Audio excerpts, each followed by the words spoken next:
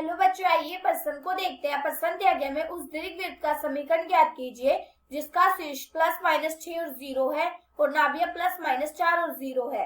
बच्चों, इस प्रश्न की जो हमारी मुख्य अवधारणा वो क्या बनती है?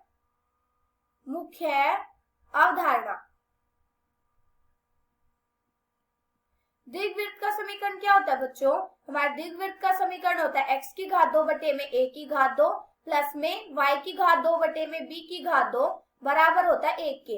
और अगर हमारा a बड़ा हो b से तो इसमें हमारे शीर्ष क्या होते हैं?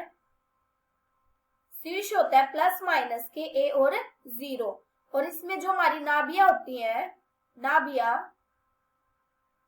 वो क्या होती है? +- के a e और 0 और b की घात 2 बराबर होती है a की घात 2 गुणा में 1 - e की घात 2 के।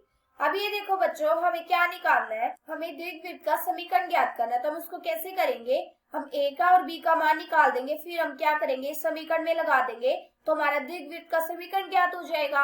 अब ये देखो बच्चों, हमें क्या क्या दे रखा है? हमें शीर्ष और नाभियां दे रखी है। शीर्ष +- a और 0 बराबर कितना दे रखा है? हमें दे रखा +-6 और 0 के। इसका मतलब यहाँ पे हमारा a बराबर क्या है? 6 है। अब हमारी नाभियां भी देख लेते हैं। नाभियां क्या दे रखी है? नाभियां +- a e और 0 बराबर दे रखा है +-4 और 0 के। यहाँ पे हमारा a e बराबर क्या है? 4 के।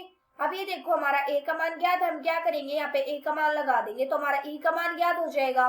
तो यहाँ से कितना आ जाएगा? e बराबर 4 बटे में 6।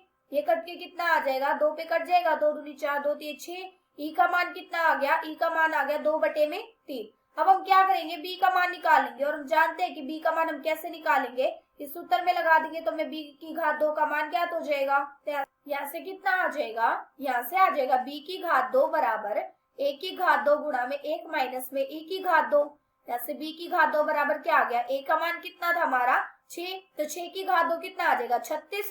फिर 1 - में ई का मान कितना था? 2 बटे में 3। तो यहाँ से कितना आ जाएगा? 4 बटे में 9। जब हम इसको हल करेंगे तो यहाँ से कितना आ जाएगा? यहाँ से आ जाएगा 36 गुणा में, जब हम इसका एलसीएम लेंगे तो यहाँ से कितना आ जाएगा? 9 में से 4 जाएगा तो कितना बच जाएगा?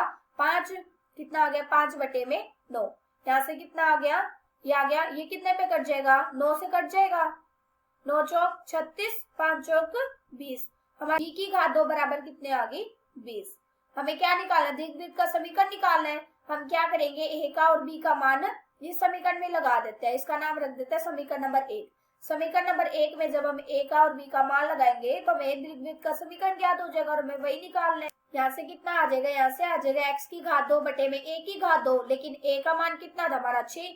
तो 6 की घात 2 कितना आ गया? 36। फिर प्लस में y की घात 2 बटे में b की घात 2 का मान कितना है? 20 बराबर 1। ये हमें क्या ज्ञात हो गया? दीर्घवृत्त का समीकरण और हमें वही निकालना था। आशा करती हूँ कि बच्चों आप सबको समझ आया होगा। धन्यवाद।